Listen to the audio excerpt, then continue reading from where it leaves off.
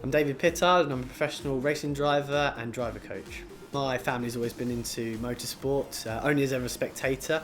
How I was fortunate enough to race a lengthy karting career from when I was 8 years old up until I was 17, of which I then took it to the next level by going into production sports car racing.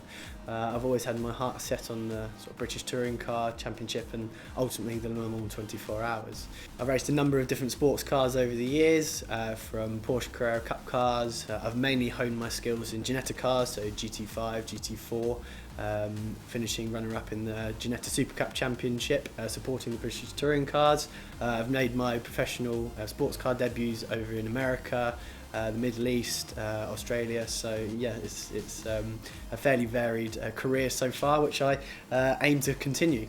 Bedford Autodrome, Palm Sport days is where I effectively started my coaching career, and I spent my summers bombing around the circuits up there, and I liken driver coaching to the second best thing to actually driving a car. It's another excuse to be out on circuit, it's another excuse to go fast, and I enjoy just progressing drivers to effectively achieve the results that they want to achieve. So off the back of that, from a number of years at Palmer Sport, I've then gone into private coaching off of my own racing success. I've then coached other drivers in other championships, sort of full length, working with them for over years, as opposed to kind of your day sessions that you get at Palmer Sport. And yeah, as I mentioned, I absolutely love it. And you say I'm young, at 23 coaching, but I've been coaching since I was 18. So even if I was 18, I've had a road license for a year.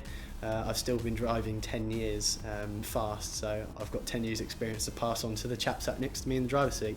The initial sort of interaction was at the Henry Surtees karting challenge, another charity event. The Team BRIT guys were entered, and I think I must have finished fairly close to them in one of the races or one of the practice sessions, and got talking to them during the day, in which I then offered my coaching services again to the kart team at the time.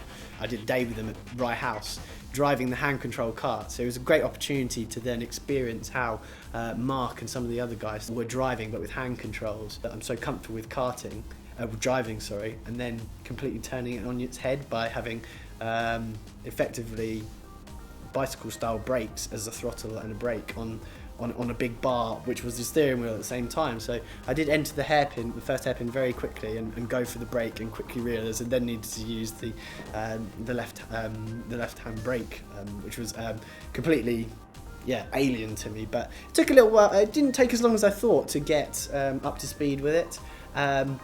And by the end, I believe I managed to increase the guys' performance over the day, and one of the guys actually ended up being quicker than me, which I was not happy about. But again, it's a testament to the guys that they have got some raw pace, and with a bit of honing, they can then convert that into results on track. And from that initial involvement, I've been lucky to drive for Team BRIT in the Endurance Racing Series at the beginning of last year, where they took their debut race win, driving in the 3 hours back then. And I've followed their progress throughout 2015, where they took a number of wins in a row.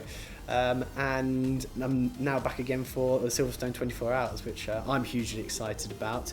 And it's great to be a part of such a great cause, a great challenge, and a great group of guys as well. It's David Pittard supporting Team BRIT, AliveToDrive.